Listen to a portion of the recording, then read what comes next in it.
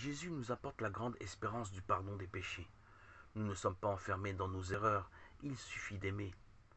La pécheresse, dans sa rencontre avec Jésus, découvre la tendresse de Dieu et se livre à un nouvel amour. L'attitude de Simon ne peut que la perdre, car elle le sent bien, il la méprise. L'attitude de Jésus, au contraire, la sauve, car il la respecte jusque dans sa misère. Aussi les gestes de cette femme ne sont plus ceux d'une prostituée, mais ceux de la maîtresse de maison qui accueille son hôte après un long voyage. Jésus l'a transformée, sans parole, rien que par son attitude d'accueil à son égard.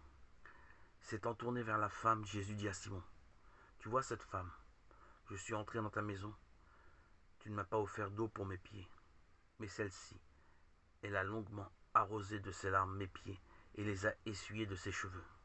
Tu ne m'as pas accueilli par un baiser, mais celle-ci, depuis que je suis entré, elle n'a pas cessé de baiser mes pieds. Tu n'as pas oint d'huile ma tête, mais celle-ci, elle a oint d'huile, parfumé mes pieds.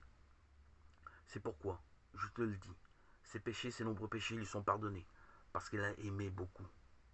Mais celui auquel on pardonne peu, aime peu. À elle, il dit, tes péchés sont pardonnés. Luc 7, versets 47-48. Oui, chez Simon, la pécheresse a manifesté une étonnante liberté d'esprit dans la foi. Il lui a fallu braver l'opinion des gens bien. La pécheresse, a osé venir chez Simon le pharisien, qui la méprise, elle le sait. Si cet homme était prophète, il saurait qui est et quelle est la femme qui le touche, vu que c'est une pécheresse. Luc 7, verset 39. Sa démarche courageuse lui vaut un pardon total. Jésus provoque toujours notre liberté, et la foi reste la plus audacieuse des libertés. Or Jésus dit à la femme, va en paix.